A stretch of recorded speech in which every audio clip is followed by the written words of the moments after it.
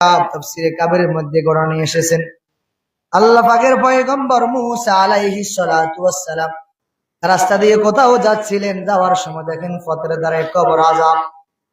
আল্লাহ পাকের পয়গম্বর মূসা আলাইহিস সালাতু ওয়াস সালাম আবার যখন নিজের কাজ সম্পন্ন করে একই পথে রওনা হলেন, আসার সময় দেখেন ওই কবরের আযাব বন্ধ। আল্লাহ পাকের পয়গম্বর মূসা আলাইহিস সালাতু ওয়াস সালাম ওই কবরকৃত ব্যক্তিকে সম্বোধন করে বলেন, আমি যাওয়ার সময় দেখলাম তোমার কবরের ভিতরে আযাব, আসার সময় দেখি তোমার কবর আযাব বন্ধ। এই কথা বলার পর কবরকৃত ব্যক্তি বলেন, হে আল্লাহর পয়গম্বর মূসা আলাইহিস সালাতু ওয়াস সালাম, আমি যখন মৃত্যুবরণ করি, মৃত্যুবরণ করার সময় আমার স্ত্রী ছিল গর্ভবতী, সন্তান যখন ভূমিষ্ঠ হলো ক্রমান্বয়ে আস্তে আস্তে বড় হতে লাগলো। সন্তান যখন পড়ার উপযুক্ত হলো, কালিসা দারুল ইসলাম নুরানি হাফেজিয়া মাদ্রাসায় হযরত মাওলানা আবুল বাশার সাহেবের কাছে আমি ভর্তি করাই দিল। ভর্তি করানোর পর 3 বছরের সন্তান, 4 বছরের সন্তান, 5 বছরের সন্তান প্রথম সবক দেয় বিসমিল্লাহির রহমানির রহিম। এই সন্তান যখন মাদ্রাসায় এসে বিসমিল্লাহির রহমানির রহিম পড়লো, আল্লাহ পাক রব্বুল আলামিন এই সন্তানের কবর আযাবকে জান্নাতের, এই কবরকে জান্নাতের বাগান বানায়া দিলেন। এটা হলো আপনার লাভ, দুনিয়ার পরকালীন হিসেব নিকাশ নাই, এই দুনিয়ার লাভ, দুনিয়ার লাভ। টেনশন আর চিন্তা ফিকির। এই মাদ্রাসা পড়লে জানি কি হয়, কি হয় আর হুজুর হয়। মাদ্রাসা পড়লে কি হয়, আপনার জানাজা পড়াইবে আর কি হবে। মাদ্রাসা পড়লে কি হয়, আপনার এলাকাতে নামাজ পড়াইবে কি হবে, কি হয় তো মারা গেলে জানাজা দিব কি হবে। আর সন্তান মাদ্রাসা পড়লে কি হয়, আপনি মারা গেলে দাফন কাফন দিবে কি হবে। সন্তান মাদ্রাসা পড়লে কি হয়, আপনার পোলাপানকে পড়াইবে আর কি হবে। বুঝেন না মনে হয়। আল্লাহ পাকের পয়গম্বর মূসা আলাইহিস সালাতু ওয়াস সালাম যখন প্রশ্ন করেন, ওই প্রশ্নের উত্তরে বলেন, এ সন্তান এবিসিডিও পারে না। পারে নাকি? মাত্র আজকে মাদ্রাসায় ভর্তি হলো, নতুন সবক দিল তাকে। নতুন সবক দিবে না একটু পরে, বিসমিল্লাহ শব্দ দিব না, আল্লাহর নাম দিতে শুরু করবে। তো এই প্রথম সবক যখন দিল, সন্তান এবিসিডিও পারে না, ক খ পারে না, আলিফ বা তো পারে না, 1 2ও পারে না, মাত্র পড়লো বিসমিল্লাহির রহমানির রহিম। এই কথা বলার পর আল্লাহ পাক রব্বুল আলামিন বলেন, এই কবর আযাবের ফেরেশতা, এ সন্তান মাসুম হয়ে বলে আমি আল্লাহ রহমানুর রহিম। তো আমি আল্লাহ যে রহমানুর রহিম পরিচয় দাও। কি পরিচয় দিবা?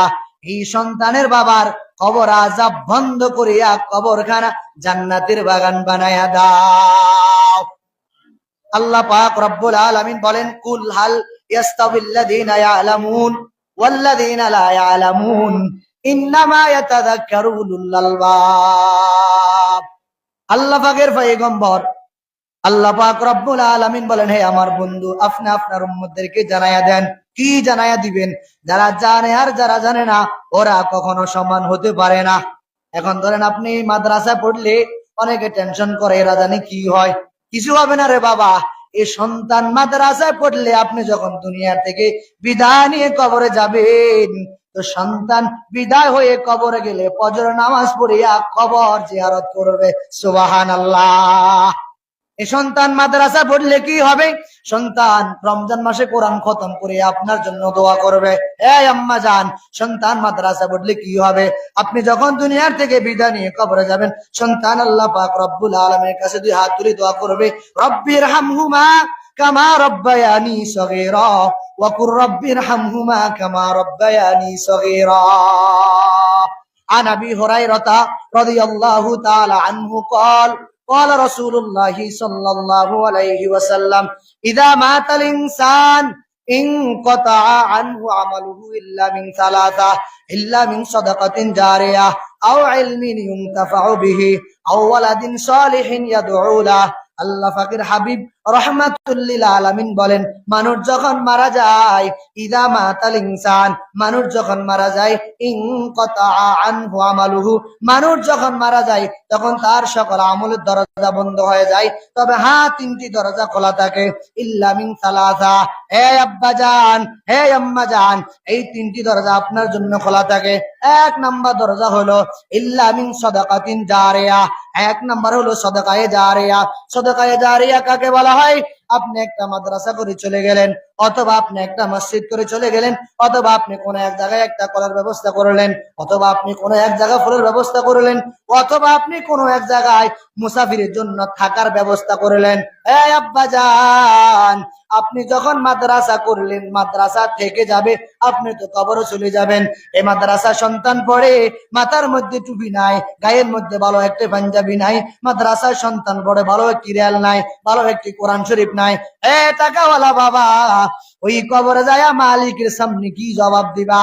আল্লাহ যদি বলে, এ মানুষ তো কথা আমি আল্লাহ টাকাওয়ালা বানাইলাম, খলাকল ইনসান আল্লামাহুল বায়ান, আমি আল্লাহ তোকে বানাইলাম, আবার আমি আল্লাহ ধনট্ট বানাইলাম, আবার আমি আল্লাহ ইচ্ছা করলে তোকে ফকিরও বানাইতে পারি। এই যে তুই টাকাওয়ালা, সন্তানগুলি যখন মাদ্রাসায় পড়ে, তুই টাকাওয়ালা কেন এটাকে মাথায় মধ্যে টুপি দিলি না?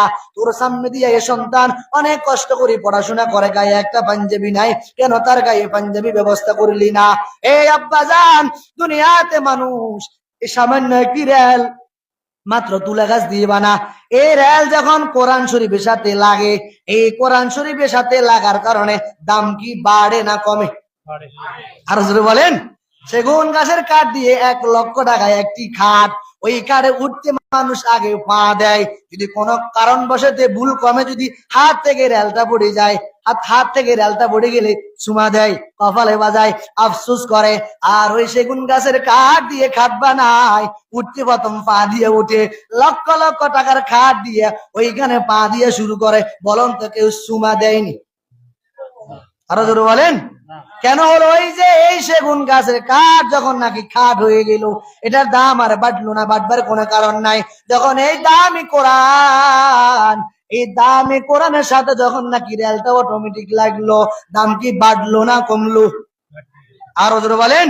এই কোরআন সাথে যখন নাকি একটা জুস দান অথবা গিলাপ যখন লাগে, মাত্র অল্প কয়েক টাকার কাপড় লাগে, খলিফারা মাঝে মাঝে সিলাই টাকা নেয় না, কাপড় টাকা নেই, যখন এই কোরআন শরীফের সাথে লাগে, দাম বাড়ে না কমে? আরো জোরে বলেন। এই রেল যখন নাকি সামান্য কোরআন শরীফের সাথে লাগার কারণে যদি দাম বাড়ে, আমি যদি ওই কোরআন পড়নওয়ালার সাথে লাগি, মাদ্রাসার সাথে লাগি, মসজিদের সাথে লাগি, আমার দাম বাড়বে না কমবে? আরো জোরে বলেন। বাড়বে না কমবে? হ্যাঁ আব্বাজান, আপনি তো চলে যাবেন, মাদ্রাসা থাকবে। হ্যাঁ আম্মাজান, আপনি তো চলে যাবেন, আপনার টাকা দেওয়া মসজিদ থাকবে। এই আব্বাজান, আপনি তো চলে যাবেন, আপনার দেওয়া ওই মসজিদের ফলটা থাকবে, কলটা থাকবে। হ্যাঁ আম্মাজান, আপনি তো চলে যাবেন, আপনার দেওয়া একটা রেল দিয়ে সন্তান পড়ে, আপনি তো চলে যাবেন, ওই আপনার দেওয়া কোরআন শরীফ দিয়ে সন্তানটা কোরআন পড়ে। আপনি দুনিয়া থেকে বিদায় নিয়ে কবরে চলে গেলেন, আর আপনার কবরে সওয়াব যেতে থাকে, সুবহানাল্লাহ। এজন্য আম্মা জান, আপনার কাজ হলো এই যে সন্তানের প্রতি নৈতিক দায়িত্ব কর্তব্যগুলি পালন করা। নতুন কিছু সমস্যা বাইরে হইছে। কি সমস্যা? সন্তান এখান থেকে বাড়িতে যায়, বলে মা কি হলো, বড় হুজুর মারা গেল। হঠাৎ করে মা বলে, আচ্ছা দেখি তাহলে বড় হুজুরে ফোন দি। আসসালামু আলাইকুম। ওয়ালাইকুম সালাম। হুজুর কেমন আছেন? আলহামদুলিল্লাহ। শুনলাম আপনি নাকি মারা গেলেন। হুজুর বলে, তা আমি মারা গেলে কথা কার সাথে বলেন? বুঝুন না, কথা বুঝুন না, আপনার মনে কথা বুঝুন না লাগে। সন্তান মাঝে মাঝে আম্মা হুজুর মারা গেলে তো ফোন দিয়ে দেখি কেমন আছেন, ভালো। হুজুর শুনলাম মারা গেলেন, মারা গেলে কথা কার সাথে বলেন? আমি এখনো মানে আবার হঠাৎ করে এখানে আসি, বলে মা মারা গেল, ফোন দিলাম, না হুজুর আমি পান খাই। বুঝুন না, বুঝুন নাই? এরা এখানে আসি আব্বা মারে মৃত্যু বানাই, আবার এখান থেকে বাড়িতে যা হুজুরকে মৃত্যু বানায়। আছে না নাই? অহরহর আছে। এই যে আম্মা জানাকে জিজ্ঞাসা করেন, বুঝলি, অহরহর আছে। হঠাৎ করে বাড়ি থেকে রওনা হলো, পথের ধারে খেলা চলছে, ওখান থেকে ব্রেক, এখান থেকে ছুটি হবে, ওদের সাথে একসাথে লেগে বাড়ি চলে যাবো। কি ব্যাপার, কি পড়াইছে? আম্মা এবিসিডি, আগামীকাল এবিসিডি, পরের দিন এবিসিডি, পরের দিন এবিসিডি। গেছে মেজাজ খারাপ, কি প্রতিদিন এবিসিডি পড়া? প্রতিদিন এবিসিডি কো না, আজকে দিছি ALLH আল্লাহ, তো ফলা বলতে চাই এবিসিডি কো না। পরের দিন দিছি বাইতুল্লাহ, পরের দিন দিছি ক্যাফ, তো ফলা কো এবিসিডি, কো ফলা আসেনি মাদ্রাসায়, খবর রাখছিনি? হুজুর বাড়ি থেকে তো যা খানা খা পাঠাই দিলাম, মানে মাদ্রাসা সে পৌঁছে না, পথে খেলে। বুঝেন না? মনে পথে কি করে? এটার কারণ হলো মা, ওই যে আপনি জানুয়ারি মাসে বেতন দিচ্ছেন, ফেব্রুয়ারির 25 তারিখ, কয় তারিখ?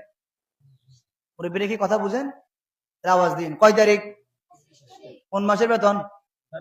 জানুয়ারি মাসে বেতন দিছেন ফেব্রুয়ারি মাসের 25 তারিখে, তো এবার আপনি ফেব্রুয়ারি মাসে বেতন দিছেন, জানুয়ারি মাসে দিছেন এই মাসে, হঠাৎ করিতে ফেব্রুয়ারি মাসের বেতন শেষ, ফেব্রুয়ারি মাস শেষ, তো হুজুর বলে এ সন্তান আগামী দিন আসতে ফেব্রুয়ারি মাসের বেতন নিবা। এবার আপনি আম্মার আব্বা বলেন হুজুরদের শুনলাম আসলে পেট বড়, আগে শুনলাম এখন দেখতেছি সত্যি সত্যি পেট বড়, এই যে মাত্র 5 দিন আগে বেতন দিলাম, কোন মাসের বেতন বলেন? আমাজনরা বললে বলতেন সমস্যা, কোন মাসের বেতন? আচ্ছা এখন এই মাস শেষ হলে কি ফেব্রুয়ারি মাসের বেতনের কথা বলবেনি? দোষটা কি আমার না আপনার? জোরে বলেন না। তো আপনার দোষ আমার গায়ে কেন চাপাই দিলেন? এটা কি আমার সমস্যা হইলো? আপনার বলা বিড়ি টানতো, সিগারেট খাইতো, মস্তানি করতো, মারামারি করতো, পিটাপিটি করতো, আপনার ঘর থেকে লাইটটা বাইর করে দিত, তো আমি এটাকে বাদ দিয়া ক্যাফের জায়গাত পাঞ্জাবি দিলাম, শাড়ের জায়গাত ক্যাফের জায়গাত টুপি দিলাম, শাড়ের জায়গাত পাঞ্জাবি দিলাম, সিগারেটের জায়গাত মেসোয়াক লাগাইলাম, এটা কি আমার অপরাধ হইলো? জোরে বলেন, আমার অপরাধ হইলো? পিটাপিটি মারামারি করতে সেখান থেকে বাদ দিয়ে বললাম পিটাপিটি করা যাবে না, মারামারি করা যাবে না, সুন্দর হইয়া চলতে হবে, এটা আমার অপরাধ। হেল্লাই মনে বেতন দেন না, হেল্লাই মনে বেতন দেন না। আল্লাহ বোঝার তৌফিক দান করেন।